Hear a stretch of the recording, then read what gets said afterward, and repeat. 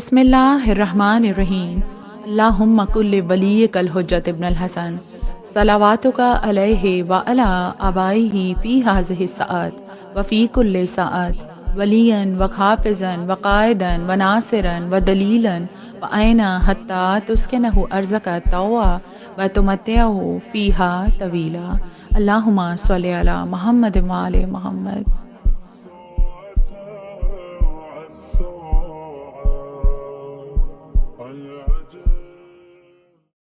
اعوذ باللہ من الشیطان الرجیم بسم اللہ الرحمن الرحیم الحمدللہ رب العالمین الصلاۃ والسلام علی اشرف الانبیاء والمرسلین الحمدللہ الذی جعلنا من المتمسکین بولایت امیر المؤمنین بولایت فاطمہ زہرا سیدۃ النساء العالمین ملکہ عالمین وآلہ الطیبین الطاہرین المعصومین ولعنت اللہ علی اعدائہم اجمعین من یومنا ھذا الی یوم الدین اما بعدہ فقد قال اللہ تبارک و تعالی فی کتابہ المبین وہو اصدق الصادقین ان اللہ وملائکتہ یصلون علی النبی یا ایھا الذین آمنوا صلوا علیہ وسلموا تسلیما اللہم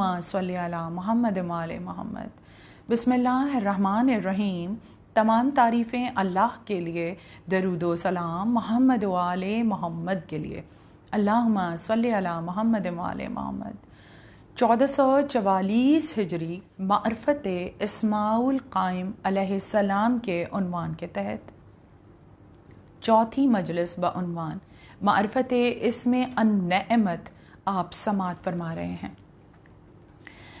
اس سے پہلے گزشتہ مجالس بعنوان معرفت اسم الرحمن، المحسن الاحسان اور رب الارض کے عنوانات پر، اسماء مبارک پر میں نے آپ کے سامنے پیش کی۔ اس عنوان کے تحت آنے والی مجالس میں جو نکات میں آپ کے سامنے پیش کروں گی اس پر گفتگو ہوئی۔ اس کے علاوہ توسل امام زمانہ علیہ السلام کے سلسلے میں نے دعائے سباسب، دعائے ندبہ، دعائے عہد کے ساتھ ساتھ دعائے امام زمانہ اور دعائے فرج کا ذکر کیا، اور ایک تسبیح یا حجت القائم علیہ السلام کے اسماء کے ساتھ میں نے آپ کے سامنے پیش کی، اور نماز امام زمانہ علیہ السلام پڑھنے کا طریقہ اور امام زمانہ علیہ السلام کی زیارت سے متعلق کچھ اعمال بھی آپ کے سامنے پیش کیے کہ کس طرح امام زمانہ علیہ السلام کے ساتھ اپنا روحانی تعلق جو ہے وہ جوڑا جا سکتا ہے۔ اس کے علاوہ اسماء مبارک کی تفسیر اور تشریح بحوالہ قرآن و معصومین علیہ السلام میں نے آپ کے سامنے پیش کی۔ ان اسماء مبارک کو بھی تلاوت کرتے ہوئے ہم اپنے امام زمانہ علیہ السلام کے ساتھ معرفت کے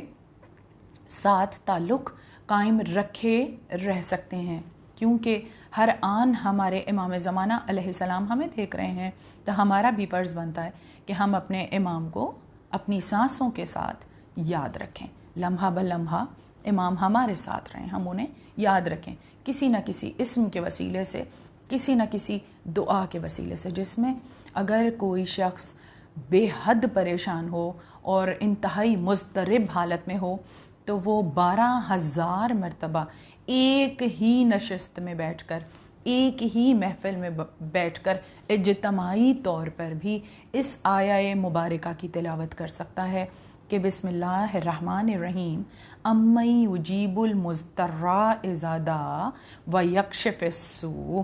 یہ آیہ قرآنی امام زمانہ علیہ السلام سے متعلق ہے اور انہی سے دعا طلب کی جاتی ہے۔ 12,000 مرتبہ ایک ہی نشست میں بیٹھ کر اس آیہ مبارکہ کو تلاوت کیا جاتا ہے اور امام زمانہ علیہ السلام کی نظر کیا جاتا ہے۔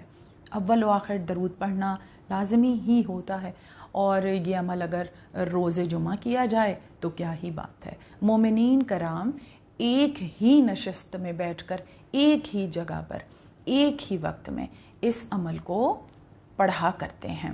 امام زمانہ علیہ السلام سے توسل کے کچھ اعمال میں نے آپ کے گوش گزار کیے. اب اس کے بعد جو کچھ میں پیش کر چکی اس میں آیات قرآنی کے تحت امام زمانہ علیہ السلام کا شجرہ مبارک، اور اس کے بعد میں نے رسول اللہ صلی اللہ علیہ وآلہ وسلم کی کچھ احادیث آپ کے گوش گزار کی، توریت، زبور، انجیل، اور اس کے علاوہ دنیا میں پائے جانے والے دیگر مذاہب جنہیں مسلح اعظم کا انتظار ہے اس پر بھی گفتگو ہوئی، اور قرآن مجید کی آیات سے وجود امامت اور ظہور قائم آل محمد علیہ السلام کے بارے میں بھی میں نے آپ کو کچھ آیات اور احادیث مبارکہ پیش کی.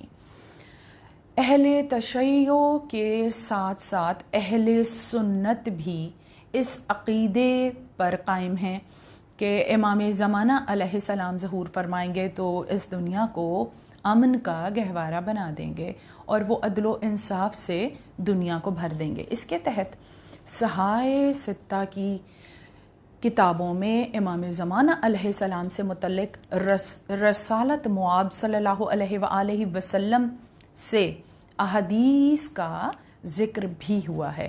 90 احادیث رسول اللہ سے، اور اس کے علاوہ 25 احادیث صحابہ تابعین کے مطابق ان کتابوں میں درج کی گئی ہیں.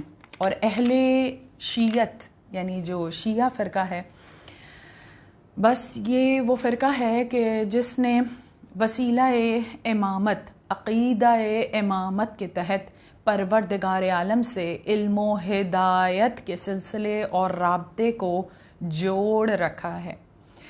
یعنی امام زمانہ علیہ السلام ہو یا چہاردہ معصومین علیہ السلام یا ذکر کربلا ہو، بس شیعان حیدر کرار اس ذکر کو کرتے رہتے ہیں. اور مسلمانوں کے پاس جو عقیدہ امامت زندہ ہے، الحمدللہ اس عقیدے پر ہم قائم و دائم ہیں. اسی کے تحت ہم ہی وہ واحد قوم ہیں جس کا تعلق بوسیلہ امامت پروردگار عالم سے جوڑا ہوا ہے، ورنہ اہل یہود اور نصارہ کا یہ کہنا ہے کہ اللہ سے رابطہ قائم کرنے کے لیے نبوت وسیلہ تھی، اور حضرت موسیٰ اور حضرت عیسیٰ علیہ السلام کے بعد یہ رابطہ اب قائم نہیں ہے. بس مسلمانوں کا ہی رابطہ ہے جو پروردگار عالم کے ساتھ بذریعہ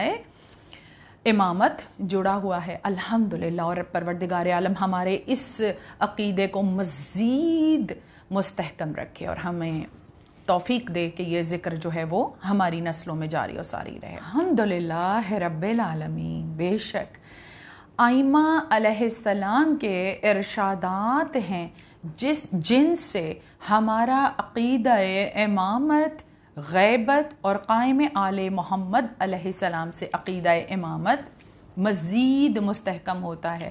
مولائے کائنات علی ابن ابی طالب علیہ السلام نے فرمایا کہ مہدی موعود ہم سے ہیں، یہ آخری زمانے میں ظہور فرمائیں گے اور کسی قوم کے پاس بھی مہدی منتظر نہیں ہیں. اسی سے متعلق مزید 50 احادیث مزید بھی ہیں. اور اسی سے متصل شہزادی کونین ملکہ عالمین سلام اللہ علیہا نے امام حسین علیہ السلام سے ارشاد فرمایا کہ جب تمہاری ولادت ہوئی تو تمہارے نانا نبی آخر صلی اللہ علیہ وآلہ وسلم نے تمہیں اپنی آغوش میں سے میری طرف بڑھاتے ہوئے فرمایا کہ زہرا حسین 9 ائمہ علیہ السلام کا باپ ہے. یعنی اس کی نسل میں 9 ائمہ علیہ السلام کو آنا ہے، جس میں صالح امام مہدی علیہ السلام آخری ہوں گے. اور شہزادی کونین سلام اللہ علیہا کی اس حدیث سے متعلق مزید 3 احادیث اور بھی ہیں. اب آج کی مجلس کا عنوان اس میں النعمت کی تفسیر میں آپ کے سامنے پیش کرنے کا شرف حاصل کروں گی. پروردگار عالم نے 27ویں سپارے میں 55واں سورہ الرحمن نازل فرمایا، جس میں اپنی رحمت کا ذکر کیا تمام انسانوں اور جنات سے. دنیا کی نعمات بھی تھیں اور آخرت کی نعمات بھی ہیں۔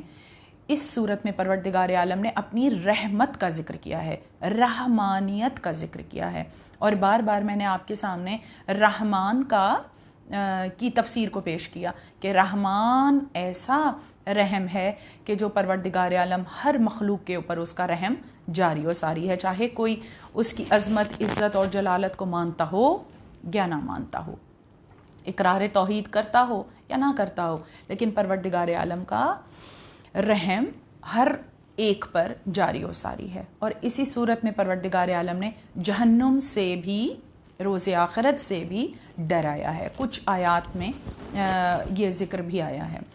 اب جو نعمات کا ذکر ہے اس صورت میں، اس کے بعد ایک آیت کا بار بار نزول ہوا کہ جس میں ہے کہ بسم اللہ الرحمن الرحیم فَبِأَيِّ آلَاءِ رَبِّكُمَا تُكَذِّبَانِ، اور تم اپنے رب کی کون کون سی نعمت کو جھٹلاؤ گے۔ اور نعمات کے ذکر کے آغاز کے ساتھ ہی پروردگار عالم نے ارشاد فرمایا بسم اللہ الرحمن الرحیم مرج البحرین یلتقیان، جب علم و نور کے بحر ملتے ہیں تو ان سے مونگے اور موتی برآمد ہوتے ہیں، اور تم اپنے رب کی کون کون سی نعمت کو جھٹلاؤ گے۔ تو اس کے ہی بیان کے تحت میں آپ کو نعمت کی معرفت کروانا چاہوں گی کہ حقیقی نعمت عظمیٰ جو پروردگار عالم کی نعمت عظیم ہے وہ کون ہے۔ اور باقی گزشتہ تمام مجالس کی طرح ہی میں قرآن اور حدیث معصومین علیہ السلام کے ساتھ علم محمد و آل محمد کے تحت اس اسم النعمت جو قائم آل محمد علیہ السلام کو عطا ہوا، اس کی تفسیر اور ترجمہ آپ کے سامنے پیش کروں گی۔ نعمت کے معنی سمجھ لیتے ہیں کہ وہ چیز جو کسی انسان کی محتاجی میں کفایت کرتی ہے، اس کی ضرورت کو پورا کرتی ہے، وہ نعمت کہلاتی ہے۔ پروردگار عالم کسی مد میں بھی انسان کی ضرورت کو پورا کر دیتا ہے، جیسے کوئی شخص کما کر اپنی ضرورت کو اجرت کے طور پر جو کچھ اس کو ملتا ہے اس سے اپنی ضرورتوں کو پورا کرتا ہے۔ کسی انسان کو صدقہ، خیرات یا زکوٰۃ کی صورت میں یا کسی نوازشات کی صورت میں اس کی ضروریات جو ہیں وہ پوری ہو جاتی ہیں۔ پروردگار عالم ہو یا اس دنیا میں رہنے والے لوگ ہوں، کسی نہ کسی صورت میں پروردگار عالم کی نعمت کو پا لیتے ہیں۔ اب نعمت کی ظاہری طور پر دو قسمیں ہیں۔ سب سے پہلے جس میں ایک تو وہ نعمات ہوتی ہیں جو لذیذ ہوتی ہیں، جو ہمارے لیے سرور کا باعث ہوتی ہیں، جس میں سب سے پہلے تو سانس لینا ہے۔ اس کے بعد دوسری نعمت یہ ہے کہ پروردگار عالم نے ہمیں دین حق پر پیدا فرمایا۔ میں تو یہ کہتی ہوں کہ سب سے بڑی نعمت جو ہے وہ یہ ہے کہ اس نے ہمیں محمد و آل محمد کی معرفت کے ساتھ، یعنی ان کی ولایت کے ساتھ اس دنیا میں پیدا فرمائے، بہت بڑی نعمت ہے۔ اس کے علاوہ کائنات میں جتنی بھی ظاہری چیزیں ہیں جو لطف کا باعث ہیں، جس میں ٹھنڈی ہوائیں ہیں، پھولوں کی خوشبو ہے، غذا ہے، ایسے مشروبات ہیں، اور زندگی گزارنے میں ایسی بہت ساری چیزیں ہیں جو ہمارے لیے ظاہری طور پر باعث سرور ہوتی ہیں، اور کچھ نعمات ایسی ہوتی ہیں کہ جو لذت لیے نہیں ہوتی لیکن ہمارے لیے فائدہ مند ہوتی ہیں، جیسے کچھ دوائیاں، کچھ ایسے مشروبات جو ہماری صحت کے لیے، ہماری زندگی کے لیے ضروری ہوتے ہیں لیکن ان کا ذائقہ اتنا اچھا ظاہری طور پر نہیں ہوتا۔ اور کچھ نعمات ایسی بھی تو ہوتی ہیں کہ جو ہمیں ظاہری طور پر تو لطف اندوز کر رہی ہوتی ہیں لیکن باطنی طور پر ان کے بہت نقصانات ہوتے ہیں، اور وہ مضر صحت اور بربادی کا راستہ بھی ہوتی ہیں۔ بہرحال نعمات کی دو قسمیں ہیں، یعنی ظاہریہ اور باطنی نعمات۔ اور کیا ہم پروردگار عالم کی نعمات کا شمار کر سکتے ہیں ازل سے لے کر ابد تک؟ نہیں، ہم نعمات کا شمار نہیں کر سکتے۔ پروردگار عالم کا یہ کرم کم نہیں ہے کہ اس نے ہماری خلقت سے پہلے ہادی بنائے، ہمارے لیے ہدایت کا سلسلہ جو ہے وہ جاری و ساری فرمایا۔ یہ بہت بڑی نعمت ہے ہمارے لیے۔ انسان اللہ کی نعمات کا شمار نہیں کر سکتا۔ اب یہ دیکھنا ہے کہ نعمات ہیں کون کون سی۔ ان کو دیکھنے کے لیے سب سے پہلے میں آپ کے سامنے قرآن مجید کی کچھ آیات کا ترجمہ پیش کروں گی، جس میں سب سے پہلے سورہ النحل میں پروردگار عالم نے 112 نمبر آیت میں ارشاد فرمایا کہ جب ان لوگوں نے اللہ کی نعمات کا کفران کیا تو اللہ نے انہیں بھوک، خوف اور اذیت کا مزہ چکھایا۔ یہ بھی ہے کہ کبھی کبھی یہ لفظ شر کی ضد میں بھی استعمال ہوتا ہے قرآن میں، جہاں جہاں نعمت کا ذکر آیا اس میں وہ لوگ بھی ہیں جو کفران نعمت کرتے ہیں، تو پھر پروردگار عالم نے ان کی آزمائش کی۔ اس کے بعد سورہ البقرہ کی آیت میں بھی ارشاد ہوا کہ اللہ کی اس نعمت کا بھی ذکر کرو جو اس نے تم پر اپنی کتاب کو نازل فرما کر عطا فرمائی۔ پتہ لگا کہ کتاب مبین، قرآن مجید، قرآن صامت جو ہے وہ بھی ایک نعمت ہی ہے۔ اور سورہ آل عمران میں ارشاد فرمایا کہ اللہ کی اس نعمت کا ذکر کرو جب آپ لوگ آپس میں دشمن تھے اور اللہ نے تمہارے مابین الفت پیدا کر دی۔ پتہ لگا کہ مومنین کی آپس میں الفت بھی نعمت ہے۔ اور سورہ الاحزاب میں پروردگار عالم نے 9ویں آیت میں ارشاد فرمایا اس کی نعمت کو یاد کرو جب تمہارے سر پر ایک لشکر سوار ہو گیا تھا اور اللہ نے ہوا کو ان پر مسلط فرمایا اور ایک نہ نظر آنے والے لشکر کو بھی ان پر نازل فرمایا۔ سورہ الاحزاب یعنی سورہ خندق ہے، یہ جنگ خندق کا واقعہ اس میں بیان ہوا ہے جب مولا کائنات نے عمر بن عبدود کو واصل جہنم کیا تھا۔ کل کفر کے مقابل کل ایمان بن کر مولا کائنات علی ابن ابی طالب علیہ السلام تشریف لے گئے تھے۔ اس کے بعد پروردگار عالم نے فرمایا کہ اللہ کی مدد کا آنا بھی نعمت ہے۔ اس کے علاوہ سورہ القصص کی 17 نمبر آیت میں پروردگار عالم نے ارشاد فرمایا مجرمین اور مخالفین کے خلاف نصرت الہی بھی نعمت ہے، دریا میں کشتی کا تیرنا بھی نعمت الہی ہے۔ سورہ لقمان کی 31 نمبر آیت میں کشتی کا پانی کی لہروں پر تیرنا بھی ایک نعمت ہے۔ اللہ رب العزت پر ایمان لانا بھی نعمت ہے۔ سورہ فاطر میں ارشاد ہوا مہلت دینا، اللہ کی طرف سے کتنی مہلت ہے ہمارے پاس، یہ بھی ایک نعمت ہے۔ اور اس کا ذکر سورہ صافات کی 57 نمبر آیت میں ہوا۔ یہ مہلت ہی تو ہے جو ہمیں ملی ہوئی ہے، ورنہ ہمارے معاشرے میں بھی ایسے گناہ عام ہیں کہ جو انبیاء علیہ السلام کی قومیں کیا کرتی تھیں۔ ان گناہوں کے باوجود پروردگار عالم نے ہمیں مہلت دے رکھی، اور یہ امام زمانہ علیہ السلام کا وجود پاک ہے، یہ آپ کی ہستی ہے مبارک، صفت رحمانیت کے تحت آپ کا کرم ہے کہ جس کی وجہ سے ہمارے اوپر آنے والے عذاب کو پروردگار عالم نے روک رکھا ہے اور ہمیں مہلت دی ہوئی ہے کہ ابھی بھی سنبھل جائے۔ اور سورہ طور میں ارشاد ہوا کہ عہدہ نبوت بھی ایک نعمت ہے۔ اس کے بعد آپس کی محبت ایک نعمت ہے، آل عمران اور المائدہ میں ارشاد ہوا۔ اس کے بعد گناہ بخش دینا بھی ایک نعمت ہے۔ سورہ فتح میں ارشاد ہوا نصب امامت بھی ایک نعمت ہے، جو کہ جس کا ذکر الیوم اکملت لکم دینکم کی آیت میں، یعنی عہدہ امامت کو نصب کرنا، یعنی ولایت امیر المؤمنین علی ابن ابی طالب علیہ السلام کے بعد اس آیت کا نزول ہوا تھا کہ الیوم اکملت لکم دینکم۔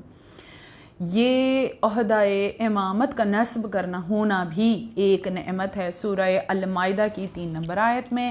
اور اس کے بعد امام زمانہ علیہ السلام نعمت ہیں، بھوک پیاس اور ضعف سے نجات بھی نعمت ہے، سورہ النحل کی 112 نمبر آیت میں ارشاد ہوا۔ اور اس کے علاوہ جنت نعیم بھی ایک نعمت ہے۔ نعیم نعمت کی کثرت کو ہی کہا جاتا ہے، اور انسان کی زندگی کے پر آرام پرسکون گزارنے کے اسباب و اشیاء نعمت کے معنی ہوتے ہیں، نعمت کہلاتے ہیں۔ اور اللہ نے ہمارے لیے کشتیاں اور جانور قرار دیے جن پر تم سواری کرتے ہو، یہ سب نعمات الہی کا اظہار ہیں۔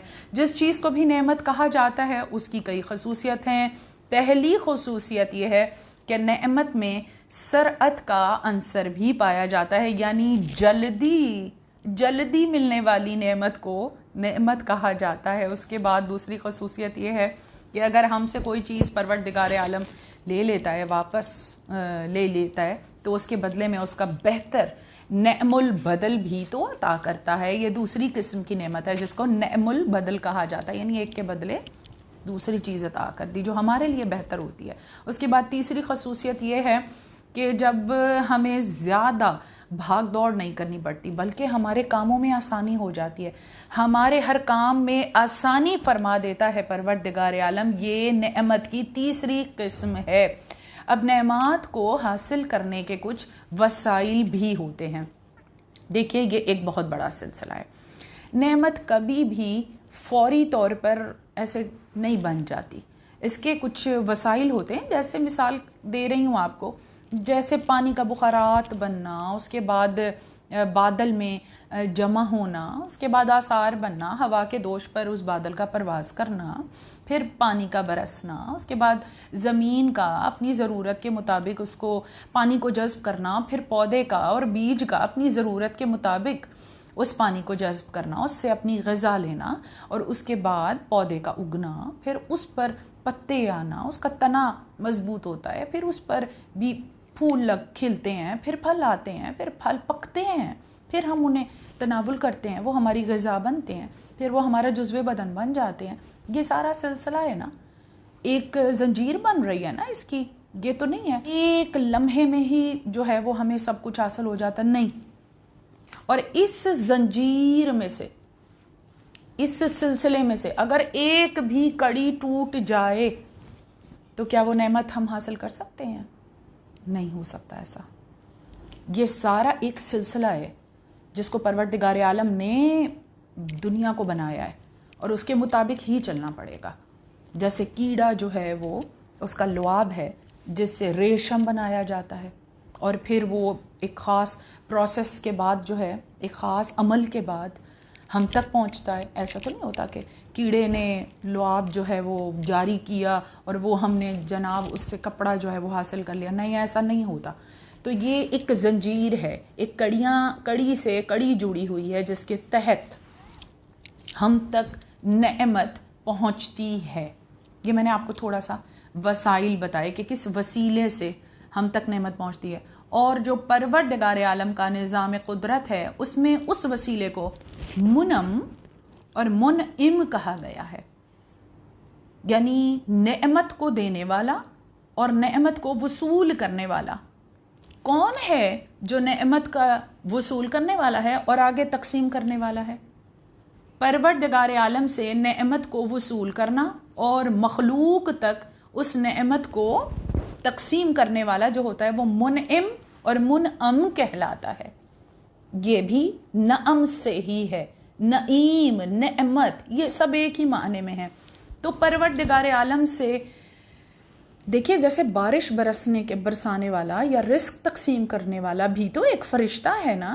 جیسے حضرت میکائیل علیہ السلام رزق تقسیم کرنے والے ہیں، لیکن اللہ ہی تو خیر الرازقین ہے نا. تو رزق تقسیم کرنے والے جو مزید لوگ ہیں ان کا بھی ایک سلسلہ ہے. اس تک رزق کو اللہ سے لے کر آگے فرشتے تک پہنچانے والی جو ذات ہوتی ہے وہ بیچ میں منعم اور منعم جو ہے وہ امام زمانہ علیہ السلام ہوتے ہیں. اور دنیا میں جو نعمات ہیں ان کے بارے میں نے آپ کو بتایا کہ نعمت کو شمار کرنا بہت مشکل ہے، ناممکن ہے. اور نعمات کی قسمیں بھی میں نے آپ کو بتائیں کہ کیسی کیسی ہیں. کچھ ہمارے لیے فائدہ مند ہیں، کچھ نقصان دہ ہیں، ایسا ہے نا. لیکن اب غور کیجئے، امامت یہ وہ منصب ہے، یہ وہ درجہ ہے، یہ وہ عطا ہے پروردگار عالم کی جو کبھی بھی نقصان دہ نہیں ہوتی. وجود امام کبھی بھی دونوں جہانوں میں کسی کے لیے بھی نقصان دہ نہیں ہوتا. یہ وہ نعمت عظیم ہے، حقیقی نعمت امامت ہے. اور امام زمانہ علیہ السلام نعمت عظمیٰ ہیں. اب سمجھیے کہ میں نے آپ کو تھوڑی تھوڑی چیزیں جو ہیں وہ آسان الفاظ میں سمجھائی ہیں، جبکہ یہ اتنا تفصیلی عنوان ہے۔ میں نعمات کی قسموں پر، نعمات کی شرائط پر، ان کے فوائد و نقصانات پر کتنی تفصیل پیش کر سکتی تھی۔ میں نے بالکل ٹھہر کر بچ کے آپ کو مختصراً سادہ الفاظ میں نعمت سمجھائی ہے کہ پروردگار عالم کی طرف سے ہوتی ہے، دنیاوی بھی ہے اور آخروی بھی ہے۔ دنیا میں بھی نعمتیں ہیں اور آخرت میں بھی ہیں۔ کچھ نعمتیں ظاہری طور پر لذیذ نہیں ہیں لیکن ہمارے لیے فائدہ مند ہیں، اور کچھ نعمات ہمیں ظاہری طور پر تو بہت لطف دیتی ہیں لیکن وہ ہمارے لیے فائدہ مند نہیں ہیں، مضر صحت ہیں۔ اور پھر نعمات کو حاصل کرنے کے وسائل ہیں، کتنے سارے وسائل ہیں جس میں ایک سلسلہ ہے، کڑیاں ہیں، ان میں سے ایک کڑی کو بھی ہٹا دیں تو وہ نعمت ہم تک صحیح پہنچ نہیں سکتی۔ اللہ کا نظام ہے، ایک پروسیس ہے، جیسے ایک عمل ہے شہد کا بننا، یہ سارا کچھ آپ دیکھیں نا، رس کا حاصل کرنا، اس کے بعد سارا کچھ۔ اس کے علاوہ جو نعمات میں نے آپ کو بتائیں اس میں جو نعمت عظمیٰ ہے وہ امامت ہے، اور امام ہی منعم حقیقی ہیں اور منعم حقیقی بھی ہیں۔ میں زمانہ علیہ السلام پروردگار عالم کی نعمت عظمیٰ ہیں، اور اسی طرح ہر زمانے کا امام اس زمانے کے لیے نعمت عظمیٰ ہوتا ہے۔ اور رزق تقسیم کرنے کے بارے میں تو مولا کائنات علی ابن ابی طالب علیہ السلام کے کس قدر واقعات ہیں کہ کس طرح انہوں نے چونٹی تک بھی اس کے رزق کو پہنچایا تھا۔ اب پروردگار عالم نے جب یہ کہا کہ وہ یہ چاہتا تھا کہ اس کی جو مخلوق ہے وہ نعمت پر شکر گزار ہو، نعمت میں اضافے کا سبب جو ہے وہ شکر ہے، وہ چاہے کوئی بھی نعمت کیوں نہ ہو۔ جیسے رزق کے متعلق مولا کائنات علی ابن ابی طالب علیہ السلام نے فرمایا کہ رزق تو 313 قسم کا ہے، اس میں سے سب سے حقیر رزق وہ ہے جو تم کھاتے ہو، جو تمہارا نوالا بنتا ہے۔ جو سب سے بہترین رزق ہے وہ رزق معرفت الہی، معرفت محمد و آل محمد علیہ السلام ہے۔ یہ خزانہ ہے ہمارے پاس، اور وہ خزانے کا جو وسیلہ ہے وہ نعمت عظمیٰ امام ہے، وہ وجود امامت ہے۔ سورہ المائدہ کی ہی آیت میں پروردگار عالم نے ارشاد فرمایا کہ اللہ یہ نہیں چاہتا کہ تمہارے لیے کوئی مشکل پیدا کرے، بلکہ وہ تو چاہتا ہے کہ تم پر اتمام نعمت کرے، اور فرمایا کہ تمہیں پاک کر دے تاکہ تم شکر گزار ہو جاؤ۔ اب یہ جو آیت ہے اس کے نزول کے تحت، اس کے ساتھ ہی آیہ تطہیر بھی ہے، لیکن پروردگار عالم نے یہ اس آیت کے تحت کوئی نماز، روزہ، حج، زکوٰۃ، خمس، جہاد، امر بالمعروف، نہی عن المنکر، کوئی بات نہیں ہے اس کے تحت۔ اس کے تحت بس ہمیں ایک منظر دکھائی دیتا ہے کہ جو حج سے واپسی کے موقع پر مقام خم غدیر پر رسول اللہ صلی اللہ علیہ وآلہ وسلم نے بحکم پروردگار عالم جو بار بار پیغام آ رہا تھا یہی کہ وہ پیغام پہنچا دیجئے ان تک جو آپ تک بھیجا جا چکا ہے، اور پروردگار عالم آپ کو منافقین کے شر سے محفوظ رکھے گا، ہر قسم کے شر سے محفوظ رکھے گا۔ اور پھر اسی مجمع میں جہاں 1.25 لاکھ تقریباً حاجیوں کا مجمع ہے، رسول اللہ صلی اللہ علیہ وآلہ وسلم نے ان کے اونٹوں سے تمام پالان اتروائے اور ان سے ایک بلند ممبر جو ہے وہ تعمیر بنوایا، اور اس کے اوپر خود تشریف لے گئے، ساتھ مولا کائنات ہیں، اور پھر اعلان مولائیت امیر المومنین علی ابن ابی طالب علیہ السلام کا اعلان ہوا، یعنی پہلے امام کا اعلان ہوا، امامت کا تعارف ہوا کہ میرے بعد یہ امام ہے۔ منصب امامت اس قدر ضروری ہے کہ میں نے کل کی مجلس میں بھی بتایا تھا کہ نبوت سے 2 قدم آگے امامت ہوگی، اور نبوت جو ہے حضرت عیسیٰ علیہ السلام کی صورت میں امامت کے پیچھے نماز پڑھیں گے۔ امام زمانہ علیہ السلام کی امامت میں نبوت جو ہے حضرت عیسیٰ علیہ السلام کی صورت میں نماز کی ادائیگی کرے گی۔ تو اب اس چیز سے منصب امامت کو سمجھیے کہ جس کے اعلان کے لیے پروردگار عالم نے یہ فرمایا اپنے محبوب سے کہ اگر تم نے اعلان امامت نہ کیا، اگر تم نے اعلان ولایت نہ کیا، اگر تم نے اعلان مولایت نہ کیا، اگر تم نے اعلان نعمت عظمیٰ نہ کیا، تو گویا رسالت کا کوئی کام ہی نہ کیا، کیونکہ یہ تمام منصب ہیں۔ اور جب یہ اعلان ہو چکا تو پھر پروردگار عالم نے یہ اعلان کیا کہ اب میں نے تم پر نعمت کو تمام کر دیا، پتہ لگا نعمت عظمیٰ جو ہے وہ منصب امامت ہے، جس کا آغاز علی ابن ابی طالب علیہ السلام سے اور جس کا اختتام قائم آل محمد علیہ السلام کی ہستی پر ہو رہا ہے، اور جو کفران نعمت کرے گا اس پر تو میدان خم غدیر میں ہی عذاب آ گیا۔ رحمت للعالمین کی موجودگی میں عذاب مانگنے والے نے عذاب مانگا، اور وہیں پر جو ہے وہ عذاب اللہ کا نازل ہوا۔ نہیں، کفران نعمت نہیں کرنا، یہ بھی نعمت کے عنوان کے تحت پورا ایک باب ہے۔ کفران نعمت، کفران نعمت کرنے والوں کے لیے عذاب ہے پروردگار عالم کا، وہ آزمائش کرتا ہے ایک کے بعد ایک کے بعد، کبھی اولاد سے، کبھی رزق سے، کبھی بیماری سے، کبھی نہ کبھی پروردگار عالم نے میدان خم غدیر میں تو آسمان سے عذاب بھیج ہی دیا۔ اس کے علاوہ جس نے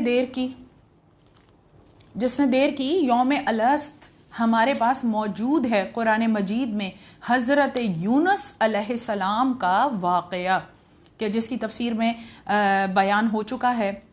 میں نے آپ کو بتایا کفران نعمت کے سبب جو ہے وہ اللہ کا غضب ہی ہے۔ جس نے نعمت عظمیٰ پروردگار عالم کی عظیم نعمت کا انکار کیا اس کے لیے اللہ کا غضب ہے۔ ویسے بھی جو کفران نعمت کرتا ہے اللہ اس سے نعمت سلب کر لیتا ہے نا، جب تک قدر نہیں ہوگی تب تک وہ نعمت اس کو دوبارہ نہیں ملے گی۔ سمجھ گئے یہ چیز؟ اب آگے دیکھیے، جو امامت کے ساتھ ہمارا رابطہ ہے نا، بے شک ہمارا امام جو ہے وہ دنیاوی نعمات بھی ہمیں دیتا ہے، لیکن امامت کے ساتھ جو ہمارا تعلق ہے وہ روحانی ہے، کیونکہ امام ظاہری طور پر بھی ہیں، امام ہیں، اور باطنی طور پر بھی امام ہیں۔ تو ہمیں ان سے اپنا صرف دنیاوی تعلق نہیں بنانا، دنیا کے لیے ہی بس ہمیں مولا چاہیے، نہیں، ہمارا امام سے روحانی اور باطنی تعلق بھی ہونا چاہیے۔ کیونکہ آپ دیکھیں نبی آخر یا ائمہ علیہ السلام کی بزم میں بیٹھنے والوں کی کیا تعداد کم تھی، لیکن دور بیٹھے ویسے کرنی جو ہیں علیہ السلام جو ہیں وہ قریبی اصحاب میں ان کا شمار ہو گیا۔ تو اس نقطے کو بہت اہم سمجھیے گا، صرف دنیاوی معاملات میں ہمیں ہر وقت امام یاد نہ ہو، بلکہ ہمارا روحانی معاملہ جو ہے، جو حران ہے، روح کو تو موت بھی نہیں ہے، تو اس کو تو بہت آگے سفر کرنا ہے، تو ہمیں اپنا روحانی معاملہ جو ہے اپنے امام کے ساتھ وہ ہمیشہ جوڑے رکھنا ہے، کبھی بھی نہ ٹوٹے، کیونکہ روح کا سفر بہت طویل ہے اور آگے میدان محشر ہے، اور اس کے بعد جو جنت ہے، حوض کوثر ہے، جو صراط ہے، پل صراط ہے، اس پر جو نعمات ہمیں ملنی ہیں اس کا وسیلہ کون ہے؟ وہ بھی تو نعمتیں ہیں نا۔ جیسے حوض کوثر سے سیراب ہونے کا ہمیں بہت شوق ہے اور یقیناً ہم ہوں گے، اسی طرح ہم جنت چاہتے ہیں، جنت میں بڑے درجے چاہیے ہمیں، اور اس کے بعد ہم چاہتے ہیں پل صراط سے بھی آسانی سے گزر جائیں، میدان محشر میں تو کوئی پریشانی ہو ہی نہ، اور لوائے حمد کا سایہ بھی ہمیں مل جائے۔ یہ سب نعمات ہیں، تو یہ نعمات کس وسیلے سے ہمیں ملیں گی؟ کون ہے جو ساقی کوثر ہے؟ کون ہے جو قسیم نار والجنت ہے؟ کون ہے جس کی محبت صراط پر قائم ہمارے کام آئے گی، جو پل صراط کے دوسرے سرے پر تشریف فرما ہوں گے؟ کون ہے وہ؟ اور میدان محشر میں کس کے ہاتھ میں لواء الحمد ہے؟ یہ سارے سوالات بھی ہیں میرے، اور اس کا جواب بھی یہی ہے کہ وہ سوا امیر المومنین علی ابن ابی طالب علیہ السلام کے اور ائمہ علیہ السلام کے دوسرا کوئی نہیں ہے۔ حوض پر 12 ہی ہوں گے، جنت 12 سے مبدت کے صلہ ہی ہے، اور ان کے دشمنوں سے بیزاری جو ہے وہ بھی ضروری ہے، تاکہ ہم جہنم میں جانے والوں میں نہ ہوں یا پچھتانے والوں میں نہ ہوں۔ یہ ساری چیزیں اتنی مشکل بھی نہیں ہیں اور نہ ہی اتنی آسان ہیں۔ مولا نے فرمایا سب سے مشکل عمل کیا ہے؟ انہوں نے کہا ہماری ولایت کو ماننا، اور فرمایا سب سے آسان عمل کیا ہے؟ انہوں نے فرمایا ہماری ولایت کو ماننا۔ نعمت عظمیٰ ہے امامت، اور امام زمانہ علیہ السلام کی ہستی جو ہے وہ نعمت عظمیٰ ہے، آپ کا اس میں ہے النعمت۔ تو روحانی معاملہ براہ مہربانی ہم سب کو، مجھ سمیت ہم سب کو قائم رکھنا ہے۔ ہم دنیاوی معاملات میں صرف مولا کو نہ پکاریں کہ فلاں کی حفاظت ہو جائے تو مولا کو پکاریں، دنیاوی معاملات، وہ معاملات میں بھی ہم کبھی کبھی مولا کو پکار رہے ہیں آج کل، جن معاملات سے بچے رہنے کے لیے مولا نے ہمیں ہدایت فرمائی ہے، دین جن معاملات سے ہمیں بچنے کو کہہ رہا ہے اس معاملے میں بھی ہم مولا کو پکار رہے ہیں۔ تھوڑی تو شیعہ حیدر کرار کو مولا سے روحانی تعلق جوڑنے کی ضرورت ہے۔ اب اس کے بعد جو نعمت عظمیٰ ہے، جو ہمارے پاس نعمت عظمیٰ امامت کی صورت میں ہے، یہ ازلی ہے اور ابدی ہے، ازل سے ہیں اور ابد تک رہیں۔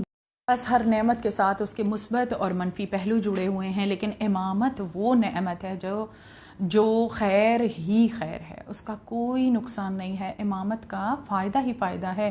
اور نعمت عظمیٰ امامت وہ منصب ہے جو ازل سے ہے اور ابد تک رہے گا۔ اگر جنت اور جہنم کا تصور ہے تو یہ قسیم نار والجنت ہیں، اگر پل صراط کا ذکر ہے تو یہ صراط مستقیم ہیں، اگر حوض کوثر ہے تو یہ ساقی کوثر ہیں، اگر لواء الحمد ہے تو یہ حامل اللواء الحمد ہیں، اگر میدان محشر ہے تو یہ مالک یوم الدین ہے، اگر اللہ کا غضب ہے تو یہ وہ ہستیاں ہیں جن کے دشمنوں پر اللہ کا غضب ہے، اور پھر یہی ہستیاں نعمت عظمیٰ ہیں، اور نعمت عظمیٰ وہی ہو سکتا ہے جو اولین کے لیے بھی نعمت عظمیٰ ہو اور آخرین کے لیے بھی نعمت عظمیٰ ہو۔ اور ایسا ہی ہے، بتانے کی ضرورت کیا ہے کہ نعمت عظمیٰ میں اول نور کس کا تھا؟ جو پروردگار عالم کی طرف سے نور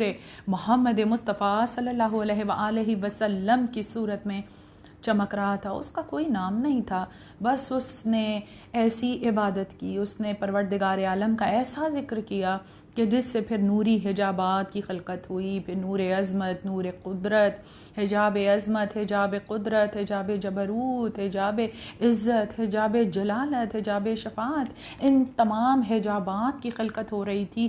یہ نور محمد مصطفیٰ صلی اللہ علیہ وآلہ وسلم پروردگار عالم کی عبادت کر رہا تھا، یہ عبد ہوتے جا رہے تھے، وہ معبود ہوتا جا رہا تھا، اور پھر انبیاء، مرسلین، فرشتوں، عرش، کرسی، لوح، قلم، جنت، حور، ملک، کائنات بنتی گئی، اور پھر پروردگار عالم نے اس نور اول کو نام دیا کہ میں محمود ہوں اور تو محمد مصطفیٰ صلی اللہ علیہ وآلہ وسلم ہے۔ یہی تو نعمت عظمیٰ ہیں جو ازل سے ہیں اور ابد تک رہیں گے۔ اور اس کے بعد یہ اعزاز اس حقیقت واحدہ کو ملا کہ خود پروردگار عالم نے محمد مصطفیٰ صلی اللہ علیہ وآلہ وسلم کی حمد کی، اور اسی نسبت سے آپ کا نام محمد رکھا، اور اس کے بعد یہی جامع حقیقت ہے پروردگار عالم کی نور ازل کی کہ اسی سے 11 نور مزید اور پھر 12 امام، 12 نور مزید خلق فرمائے، جس میں پہلا امام جو ہے وہ علی مرتضیٰ علیہ السلام ہیں، اور یہ سلسلہ امام مہدی علیہ السلام نعمت عظمیٰ تک پہنچ رہا ہے۔ اور اس کے بعد پروردگار عالم نے چاہا کہ جو مخلوق بھی خلق ہوئی ہے انہیں ذرا ان کی معرفت تو ہو، ان کی نبوت و امامت و ولایت کا اقرار بھی کریں، اور روز الست عالم نور میں پروردگار عالم نے جہاں تمام ارواح کو جمع کیا، انبیاء کی بھی ارواح تھیں، مخلوق کی ارواح کو بھی جمع کیا، اور سب سے عہد توحید، نبوت و ولایت لیا گیا، ائمہ علیہ السلام کی ولایت کا اقرار لیا گیا، اور انہی میں سے ایک نبی جس نے اقرار ولایت جتنا جلدی کیا اس کو اتنا ہی مرتبہ بلند ملتا رہا، جس نے انکار کیا وہ دشمن قرار پائے، اور جس نے ذرا سا سوچ لیا کہ ان کی ولایت اتنی ضروری کیوں ہے کہ ان کی ولایت کا اقرار کرنے پر مجھے نبوت ملے گی، تو پروردگار عالم نے کہا تمہارا حق بس اطاعت و نصرت کا ہے، امامت کے معاملے میں تفتیش نہ کرنا، ولایت کے معاملے میں تفتیش نہ کرنا، نبی بھی ہیں، معصوم بھی ہیں، غلطی بھی سرزد نہیں ہوتی، ان سے ترک اولا ہوتا ہے، پھر بھی پروردگار عالم نے ایسی آزمائش لی کہ پھر ایک مچھلی اپنے صاحب کو لیے ہوئے سمندر میں 40 دن تک پھرتی رہی، اور صاحب اس مچھلی کے پیٹ میں پروردگار عالم سے